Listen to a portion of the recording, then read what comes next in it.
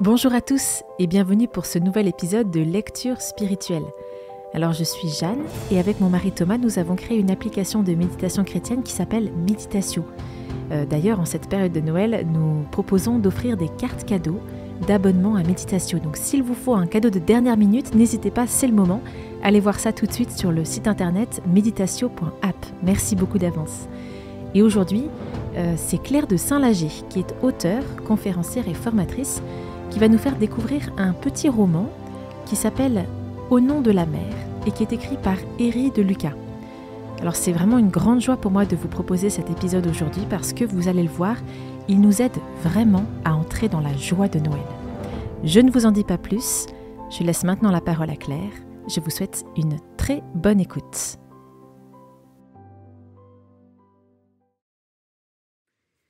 Je suis Claire de Saint-Lager. Je suis auteure, conférencière, formatrice. J'ai créé Isha Formation qui propose des sessions, des formations, des ateliers pour les femmes et pour les jeunes filles, pour les aider à s'unifier et à prendre leur place dans le monde. Je suis directrice d'un master dans l'enseignement supérieur. Je suis aussi l'auteure de 3 essais, La voix de l'amoureuse, Comme des colonnes sculptées et Devenir femme. Je suis aussi une grande lectrice. Quand j'étais enfant, je voulais être poète. Donc les mots, et comme le disait Paul Valéry, cette hésitation entre le son et le sens, ça a beaucoup d'importance pour moi. Je crois à cette dimension prophétique de la parole et de la parole poétique. Donc je suis une grande lectrice avec des lectures assez éclectiques, notamment de la poésie, des petits romans, des essais spirituels. J'aime lire des textes qui me ramènent au sens profond de la vie, à la dimension de l'intime et de l'intériorité et de la relation. Et c'est ce que je vais vous proposer dans les différentes lectures que je vous amènerai à méditer. Je vais vous lire quelques passages du petit roman Au nom de la mer de Héry de Lucas. Pourquoi ce livre ? Parce que j'ai pensé qu'il nous aidait à préparer Noël. Héry de Lucas est un écrivain, poète et traducteur italien. C'est un peu le Christian Bobin italien. Un Christian Bobin polyglotte et militant. Communiste, puis anarchiste, il multiplie les métiers manuels, ouvrier spécialisé, manutentionnaire, maçon, conducteur de camions. Pendant la guerre de Yougoslavie, il s'engage aussi comme convoyeur humanitaire. De son père, il a conservé un amour pour les livres. Passionné d'alpiniste, c'est aussi un lecteur de la Bible. Il a appris l'hébreu ancien pour pouvoir lire et traduire les textes anciens. S'il se dit athée, nombre de ses livres sont des réflexions et variations sur sa lecture exégétique de la Bible. Or, de mon côté, j'ai toujours pensé que le langage poétique est ce qui nous permettait le plus d'approcher le mystère. Héry de Lucas a écrit « J'écris » pour donner la parole à ceux qui ne l'ont pas. Dans ce petit roman, Au nom de la mer, il donne la parole à Marie. Il se fait l'écho du bouleversement de sa vie après la visite de l'ange. L'écho de la vie qui grandit en elle, de ses émotions, de ses joies, de ses craintes, de sa confiance, de son amour pour Joseph. Il se fait aussi l'écho de Joseph, du vent, de la mer, des montagnes, des troupes romaines, des passants, des sentiers d'Israël. Il nous fait pénétrer dans une histoire profondément charnelle, parce que le mystère divin s'accomplit dans la chair. Voilà la vraie joie de Noël.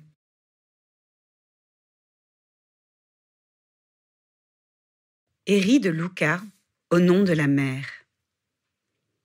Prologue, Mistral de Mars. Il n'est pas étrange dans la nature de se féconder au vent comme les fleurs. Fleur est le nom du sexe des vierges, qui le cueillent et fleurent. Myriam, Marie, fut enceinte d'un ange en avant toutes les portes ouvertes à l'heure de midi. Le vent s'enroula sur son flanc. Déliant sa ceinture, il laissa une semence en son sein. Elle fut montée sans écarter le bord de sa robe.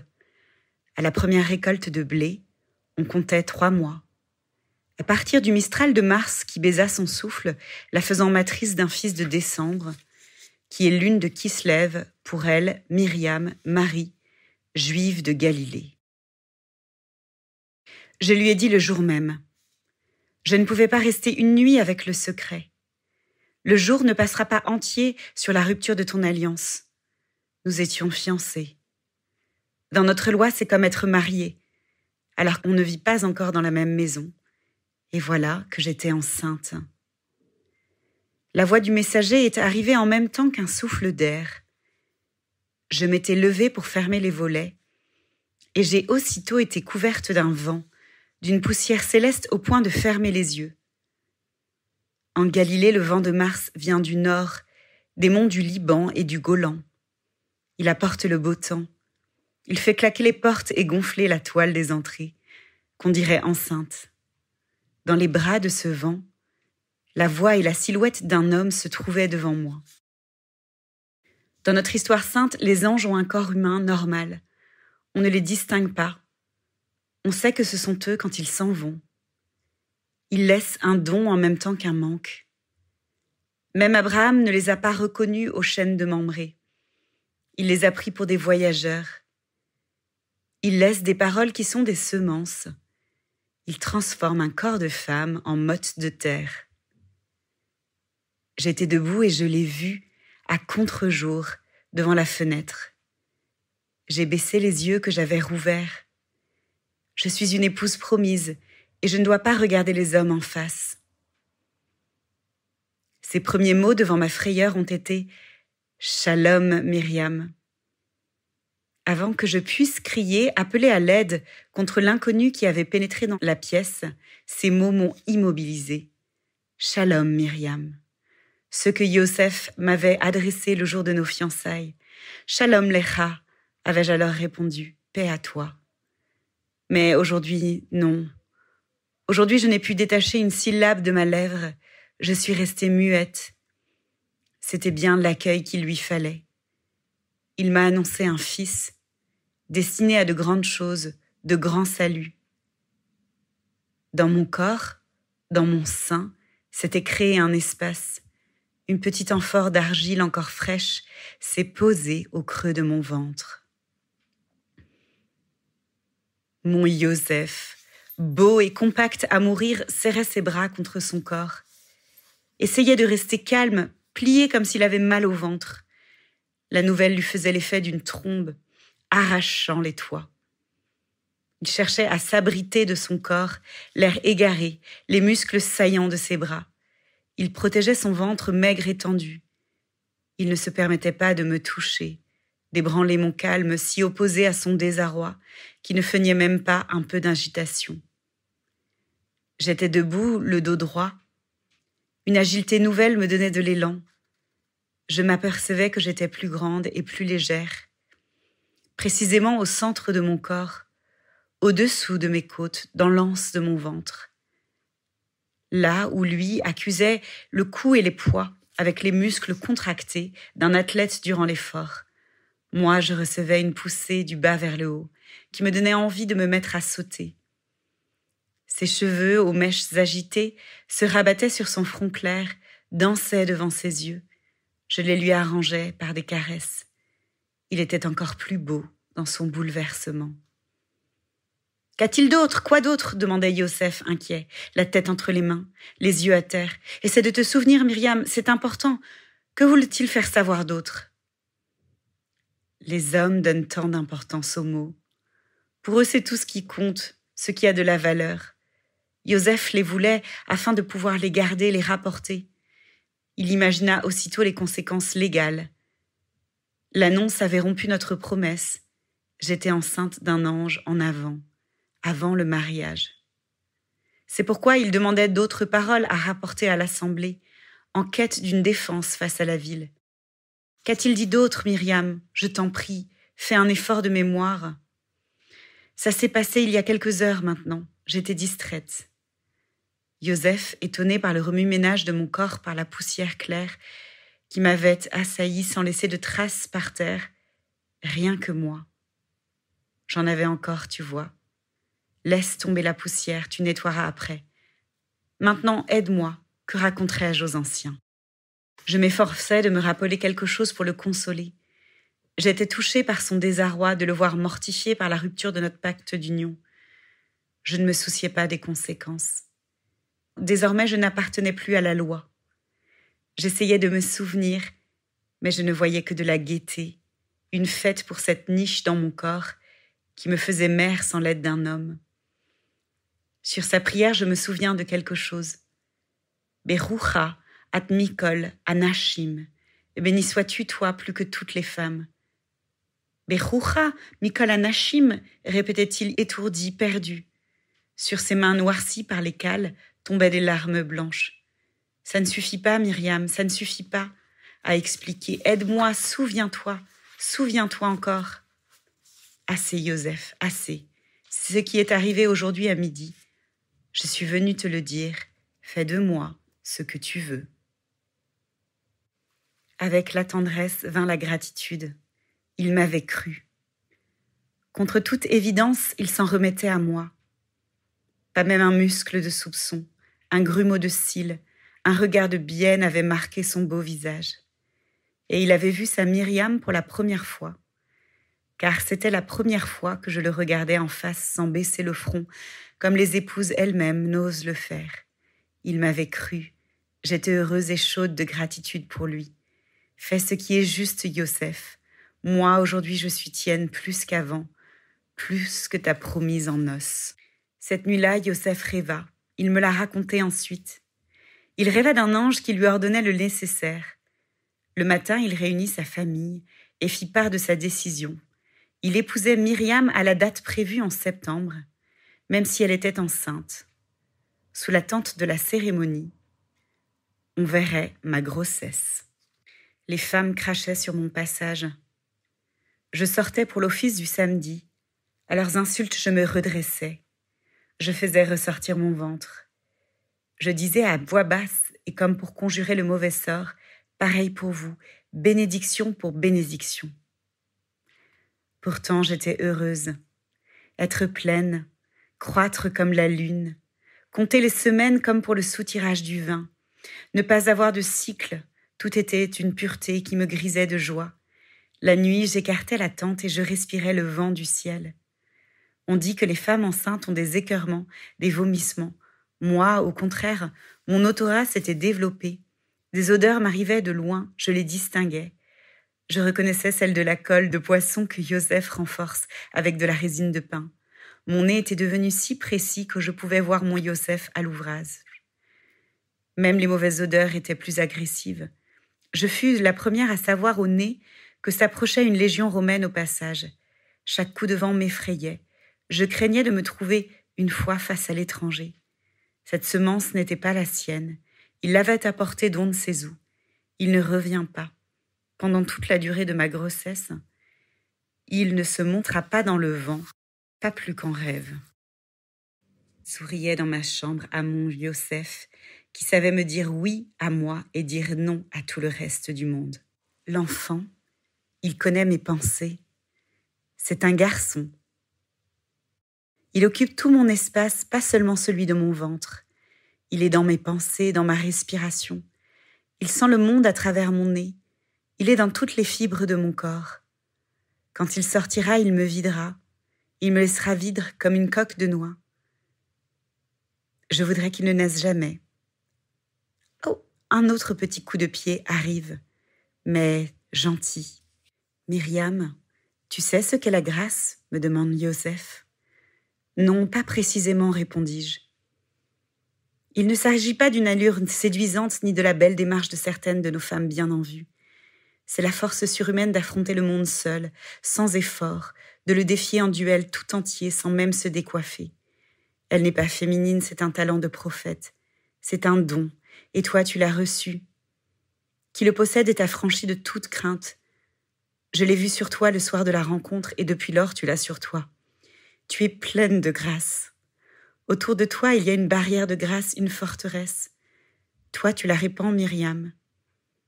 Même sur moi. C'étaient des paroles qui méritaient des étreintes. Nous restâmes allongés sans une caresse. J'y pensais un moment et je répondis par jeu. Tu es fou amoureux, Yosef. Nous devions partir vite. Bethléem est loin. J'étais heureuse de ne pas accoucher ici à Nazareth. N'importe quel autre endroit, même en plein air, mais à l'abri des regards des femmes du village. Aucune d'elles, pas même une sage-femme de Nazareth, ne verrait ni ne toucherait l'enfant avant moi. Je devais me débrouiller seule, mais c'était 100 fois mieux qu'en leur présente. Bienheureuse Myriam, quel beau caractère tu as, mais au milieu de tous ces ennuis, tu es gaie et tu me donnes de la force. Cet ange ne savait pas comme il avait raison de te dire bénie. toi plus que toutes les femmes, Bechura hat mikol anashim, et Yosef fut heureux de se mettre en route avec moi. Il fit 4 sauts, un peu fous, au rythme des syllabes accentuées. Bechura hat mikol anashim, et il tapait des mains, et l'enfant dansait en moi. Myriam pense qu'il naîtra en voyage loin de ce pays de ragots. Ils le verront au retour dans 1 mois après la circoncision. Nous ne fermerons même pas la fête ici. Bien sûr que j'y pensais, c'est de là que venait ma gaieté. Mais comment ferons-nous si on ne trouve pas de sage-femme là où tu seras prête à accoucher? Ne t'inquiète pas, Yosef, ma mère m'a tout expliqué. Je saurais le faire les yeux fermés. Pendant que tu travaillais, je me suis entraînée parce que je pensais devoir accoucher ici. Et je ne voulais pas des sages-femmes de Nazareth. Et puis nous aurons l'aide de celui qui l'a planté dans mon sein par son annonce. Ne crains rien, Yosef. Occupe-toi du voyage et du nécessaire, moi, je suis prête. Dis-moi plutôt, as-tu aiguisé le couteau? Pourquoi faire, dit-il effrayé. Je devrais couper le cordon ombilical. Yosef se passa une main sur le front. Oh là là, Myriam, mais comment pourras-tu faire après l'effort de l'avoir fait sortir? Il te faut de l'aide. Moi, je ne peux pas. Les hommes n'ont pas le droit d'assister. Comment y parviendras-tu? Tu ne l'as jamais fait, tu ne sais pas. Je saurais. À ce moment-là, je saurais faire toute seule. Toi, occupe-toi du couteau, que la lame soit aiguisée comme pour couper un cheveu. Et je lui passai une main sur le front pour arranger les cheveux et chasser ses pensées. Je me sentais invincible avec lui à mes côtés et l'autre dans mon ventre. Yosef se tut, puis il dit « Que ta volonté soit faite, cette fois-ci aussi que ta volonté soit faite. » Avec la grossesse s'est développé mon goût des mots, de leur importance. Je comprends mieux maintenant les hommes qui y tiennent tant. Ce doit être l'enfant qui me l'apprend, lui qui s'est planté en moi par une annonce, par les mots d'une bénédiction. Il est long le chemin qui va de Nazareth à Bethléem. Il y a 2 routes pour aller au sud. L'une suit la vallée du Jourdain jusqu'à Jéricho, et puis monte à Bethléem par l'est. Elle est plus courte mais moins sûre à cause des brigands. L'autre enjambe les monts du Carmel, traverse la Samarie par la plaine qui descend jusqu'à la mer, puis remonte vers la montagne de Juda. Nous avons suivi celle-ci. D'une bosse sur le col du Carmel, Yosef m'a montré la mer. J'ai vu une plaine bleue étincelante à faire plisser les yeux. J'ai inspiré l'odeur du sel sur ma langue. C'était déjà un plat de résistance. Dans ma bouche, je l'ai assaisonné avec une date. L'enfant qui est sage et qui dort, bercé par les pas de l'ânesse, doit s'être réveillé. Tu aimes la mer, toi aussi, ou bien la date. C'est toi qui lui donneras son nom. Cela te revient, moi je voudrais l'appeler Yeshou. J'aime les noms courts, 2 syllabes suffisent. Yeshou, fils de Yosef et de Myriam sommes justes. Yeshou, fils de Myriam et du plus inconnu des pères, me répond Yosef. Ne dis pas cela, mon homme, il est Yeshou, du verbe sauver parce que tu l'as sauvé. C'est Yeshou le sauvé. Non, Myriam, il est Yeshou parce que l'ange me l'a ordonné, la nuit où je devais décider de notre sort après la rencontre. Il est venu en songe. Je te l'ai raconté, même s'il me semble que je n'ai pu dormir cette nuit-là. Il est venu et m'a imposé de te prendre pour femme, telle que tu étais. Puis, il m'a dit le nom de l'enfant. Myriam, je suis coupable devant toi et ton sein. Cette nuit-là, je voulais m'enfuir. Non, mon Yosef, tu n'es coupable, tu ne t'es pas enfui. Et maintenant tu es là, tu as été le plus courageux des hommes. L'ange t'a guidé une nuit, mais ensuite sont venus d'autres jours, et il n'était pas là. Et tu t'es opposé à toute la communauté de Nazareth, à toute ta famille, à la loi qui me condamnait. Tu as été isolé pendant des mois et tu as gardé le silence avec la même fermeté que celle des prophètes quand ils parlent. Tu es le plus juste des hommes sur terre. Et tandis que nos paroles se faisaient plus solides d'amour, la lune était dans son dernier quartier, et à sa place brillait la lumière tranchante d'une comète montée dans le ciel d'Israël. Les bergers étaient inquiets et les bêtes effrayées par la lumière froide sortie du fond du puits du firmament. Elle faisait pleurer en la regardant. Les champs de blé autour labourés et mis au repos hivernal, de l'air de neige dans le ciel et pas encore par terre. Nous arrivâmes après une ultime étape qui avait été voulue plus courte pour donner à Yosef le temps de trouver un logement. Quand on est vierge, on pense que tous les amours sont possibles, puis brusquement un amour efface tous les autres jamais venus. Devenir femme apporte cette simplification, un vent qui s'abat sur une floraison et ne laisse qu'une seule fleur. Toute l'immensité d'avant bascule dans une étreinte. Moi, je n'ai même pas eu ça. Au lieu des baisers de Yosef sur mes yeux, un jet de paroles dans les oreilles. Ainsi suis-je restée vierge et pourtant épouse, vierge et pourtant mère. La force qui m'a immobilisée pendant qu'il me travaillait est puissante. C'est ce qui arrive au pot qui roule entre les mains du potier. Je restais argile, mais creusée, faite pour contenir. La grossesse a été un temps de perfection à l'ombre, la durée d'un séchage. Me voici prête, agile, avec une main de fer. Les pierres qu'on voulait me lancer se sont brisées. Je transpirais. Ainsi debout, je tenais mon gros ventre à 2 mains pour aider les mouvements de l'enfant. J'avais mal aux jambes dans cette position. Je l'encourageais à voix basse, le souffle court, je l'appelais. Les bêtes me donnaient de la force derrière moi. Mes jambes me faisaient mal. Je me mis à genoux pour me les reposer. Montre-toi, mon petit, viens vers moi. Ta maman est prête à te prendre au vol dès que ta petite tête sortira. Les muscles du ventre suivaient ma respiration. Une contraction et un relâchement. Pousser, élan, pousser. Quand le vent était plus fort, je mordais mes lèvres pour ne pas laisser échapper un cri. Joseph était sûrement devant la porte de garde. Je faisais des gestes expérimentés sans les connaître. Mon corps agit seul, il exécute. Ce n'est pas moi qui l'ai instruit. Je hume la créature parfaite qui m'est née. Je peux relâcher le nerf entortillé du soupçon. C'est un garçon. C'est la certitude, non plus une prophétie. C'est un garçon, premier-né en terre de Joseph et de Myriam. Chair à circoncire, aujourd'hui en 8. C'est un garçon. Je l'ai fait, moi, sorti bien portant au milieu de l'eau et du sang. Le corps exulte en même temps que celui de chaque femme qui met au monde l'autre sexe, car c'est un cadeau pour nous. J'ai mis mon oreille sur son cœur, il battait vite. Des coups de celui qui a couru à perdre haleine. Je l'ai regardé à la faible lumière de l'étoile, pétri de mon sang et de perfection. Tu ressembles à Joseph. C'est ainsi que j'ai voulu le voir.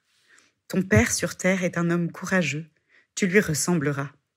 Je me suis étendue sous la couverture de peau et je l'ai accroché à mon sein. J'ai peu dormi ces derniers mois. La nuit, je regardais les caravanes d'étoiles que les savants nomment constellations. Cette nuit, l'insomnie continue, mais c'est la meilleure car je peux t'embrasser. Tu as bien fait de naître la nuit, loin des hommes et du jour. Celui qui viendra demain et après sera le contraire de maintenant, de cette nuit. Cette nuit, c'est le moment de t'habituer au désert qui est ton père. Les voix des bergers cherchent l'aube. Dehors, il y a une ville qui s'appelle Bethléem, maison de pain. Toi, tu es né ici sur une terre boulangère. Toi, tu es de la pâte montée en moi sans aucun levain d'homme. Je te touche, je te porte à mon nez.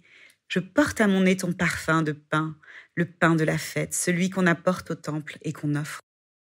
Quel vide tu m'as laissé, quel espace inutile en moi doit apprendre à se refermer. Mon corps a perdu son centre à partir de maintenant. Nous sommes 2 détachés qui peuvent s'embrasser et qui jamais ne redeviendront une seule personne. Par terre, sur les pierres de l'étable, il y a le placenta, le sac vide de notre attente. La lumière de l'étoile pâlit. Le jour vient en glissant depuis l'Orient et sort la nuit de ses gonds. Les bergers comptent leurs brebis avant de les disperser sur les pâturages. Joseph est devant la porte. Yeshua, mon enfant, je te présente le monde. Entre, Joseph. Celui-ci est maintenant ton fils.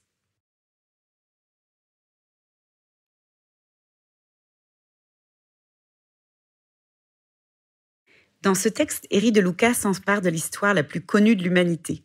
Il s'intéresse à la figure de Marie Myriam, une simple jeune femme juive fiancée à Joseph quand elle tombe enceinte et qui sait pertinemment ce que cette grossesse signifie pour elle aux yeux de la loi. Ce texte nous plonge dans un contexte hébraïque. Il se fait l'éloge d'un corps et d'une âme, ceux d'une mère. Ce texte me touche, il m'émeut profondément. En effet, il pourrait ressembler à un conte, mais il est profondément charnel. Avec un langage poétique, il nous fait plonger dans le corps, dans le cœur, dans l'esprit de Marie. Ce qui la traverse, l'habite, son désir, ses craintes, son audace, sa tendresse, son amour pour Joseph, l'attente mystérieuse de cette vie divine qui croît au creux d'elle, dans une intimité si profonde. Ce texte, ça pourrait être aussi l'histoire secrète de la grossesse de Jésus. Un lien doux et fort se tisse avec sa mère. Et nous vivons tout avec elle, comme si nous étions ses confidents. L'histoire de la nativité sort alors de l'évidence, de l'habitude. Ce n'est plus l'histoire un peu magique que l'on nous raconte depuis l'enfance, avec l'étoile, l'âne, le bœuf, les bergers. C'est une aventure amoureuse. Dans ce texte, nous sommes plongés en Israël, sur cette terre méditerranéenne fertile. Nous traversons les saisons avec Marie. Nous reconnaissons les vents qui viennent du sud, du nord ou de l'ouest, les odeurs familières de l'Orient, le goût des dattes, du pain, la sensation du froid et de la chaleur. Nous arpentons le chemin qui mène de Nazareth à Bethléem. Nous rencontrons tantôt les voisins de Marie, les passants, une troupe romaine. Les détails nous rendent si concrets, si réels l'avènement du Sauveur. Oui, notre foi en un Dieu qui s'est fait homme ne peut rester un vague concept. Il nous faut goûter comme le psalmiste nous y invite. Goûtez et voyez comme est bon le Seigneur. Il nous faut goûter à cette terre dans laquelle le Sauveur s'est incarné. Car tout comme sa mère, il a lui-même été façonné par cette terre. Il en a été pétri comme le pain qu'il deviendra, rompu pour le monde. Il est né à Bethléem, et Éric de Lucas, qui connaît bien l'hébreu, le sait. Bethléem, c'est la maison du pain. Et Jésus, dans le ventre de sa mère, est comme un levain dans la pâte. Elle se laisse transformer par sa présence en lui. Ce texte replace la nativité dans la judéité. Ce n'est pas seulement une jolie histoire chrétienne, c'est une histoire juive. C'est une histoire qui s'inscrit dans ce peuple de l'Alliance, qui a ses coutumes, ses usages, ses croyances et son espérance. Le Sauveur est né parce qu'une jeune femme juive a osé un oui fou à cette espérance. Ce qui me touche, ou plutôt ce qui me bouleverse dans ce texte, c'est l'amour fou de Joseph pour Marie. C'est un jeune couple amoureux que l'on suit. De cet amour qui fait vivre à Joseph une passion douloureuse, l'angoisse de perdre celle qu'il aime, mais surtout l'angoisse qu'elle soit éprouvée, abîmée, mise en danger. Joseph, dans ce texte, n'est pas l'homme taiseux qu'on en a fait. C'est un homme charnel, c'est un homme juste. Mais ce n'est pas un homme sans émotion, bien au contraire. C'est un homme dont chaque mot est une déclaration d'amour pour celle qu'il aime, Marie. Cette déclaration d'amour devient alors prophétique. « Toi, tu es pleine de grâce, Marie, lui dit-il. » Cet amour entre Joseph et Marie nous rappelle combien c'est dans l'altérité, c'est dans la rencontre avec l'autre que nous sommes révélés à notre propre mystère. Comme le disait Christiane Singer, l'amour n'est pas aveugle, il est visionnaire. Il voit la divine perfection de l'être aimé, au-delà des apparences auxquelles le regard des autres s'arrête. Ce regard de Joseph me touche tellement dans ce texte. Non, il n'est pas un homme du second rôle. C'est l'époux qui reçoit l'épouse comme son plus grand trésor. Alors l'enfant qui croit en elle devient aussi son plus grand trésor. Son courage, Joseph, il le puise dans cet amour. Il le puise dans les yeux de Marie. Il le puise dans la lumière dont elle rayonne. Cet amour fait grandir sa foi. Et ça change tout. De comprendre que cet amour conjugal et amoureux entre eux leur a permis, avec la grâce, de surmonter toutes les épreuves qui se sont amoncelées autour de cette naissance divine. Oui, cet amour de Joseph et de Marie me bouleverse. On y voit un jeune couple qui construit peu à peu son histoire. Un jeune couple qui s'apprêtait à vivre ensemble après avoir été mariés selon les traditions juives. Un jeune couple qui se préparait à une vie toute simple et que cette annonce, la venue d'un enfant, vient bousculer, bouleverser. Un enfant qui n'arrive pas au moment où on l'attendait. Un enfant qui vient de Dieu. Un enfant qui leur échappe, qui les dépasse un peu et qui pourtant s'inscrit dans leur histoire toute simple, dans leur contexte. Dans ce pays, dans cette terre d'Israël occupée par l'ennemi, dans cette ville de Nazareth, faite de ragots, de propos malveillants, où tout le monde se regarde, tout le monde se connaît.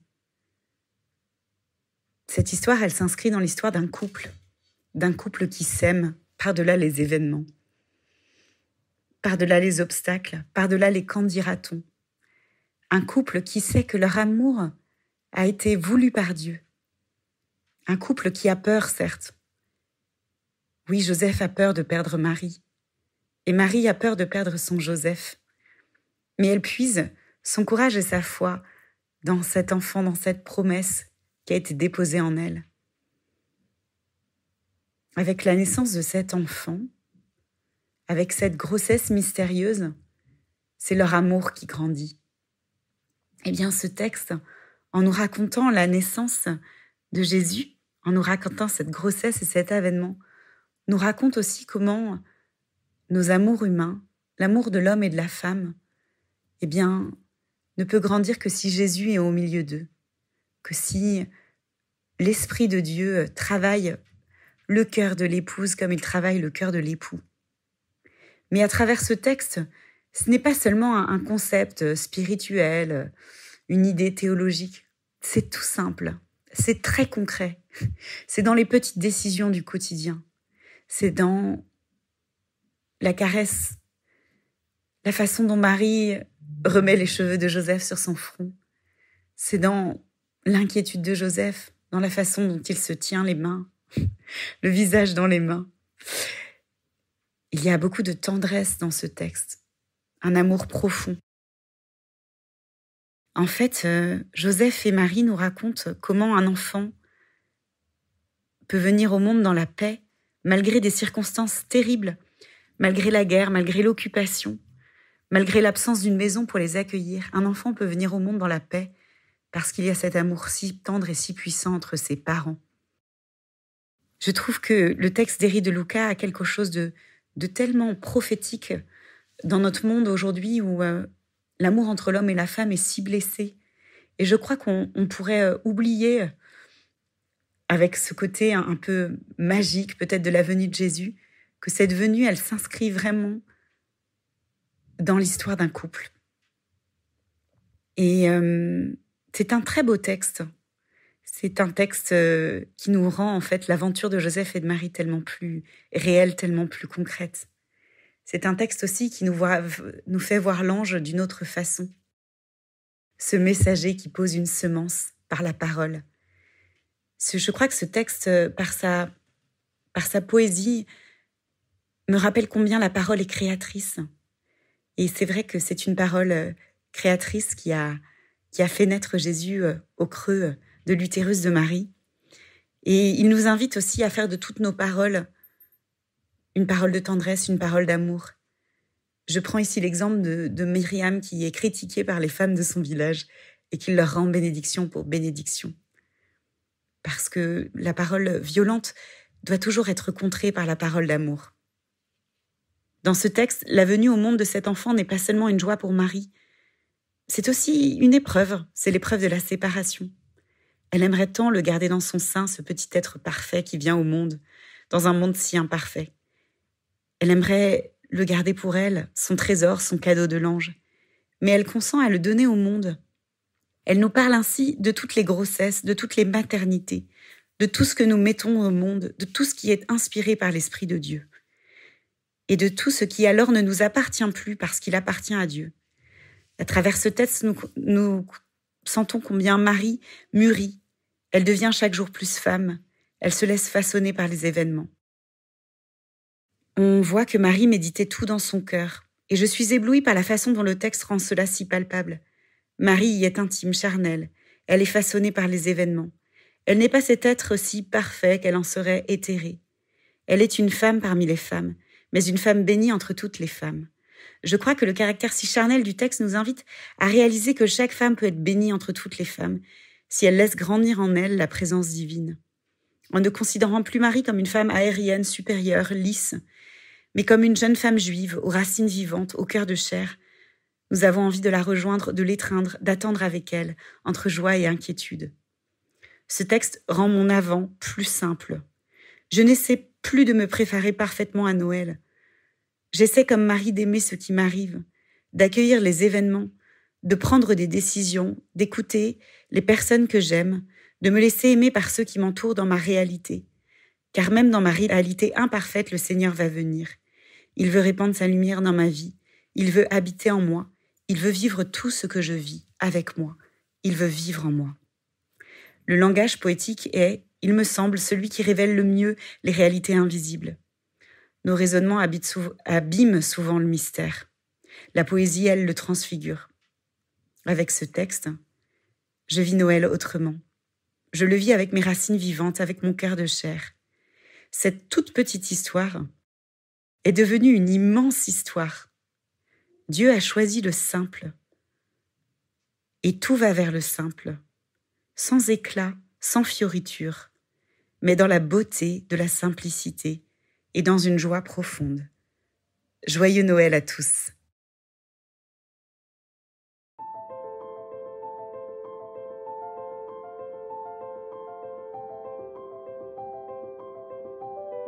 Merci beaucoup d'avoir écouté cet épisode jusqu'au bout. S'il vous a plu, n'hésitez pas bien sûr à le partager autour de vous, à vos amis, vos proches, sur les réseaux sociaux, par email, etc. Et vous pouvez aussi vous abonner à ce podcast si vous ne l'avez pas encore fait et nous attribuer 5 étoiles si cet épisode vous a inspiré. Je vous souhaite maintenant un très joyeux Noël et je vous dis à bientôt, soyez bénis.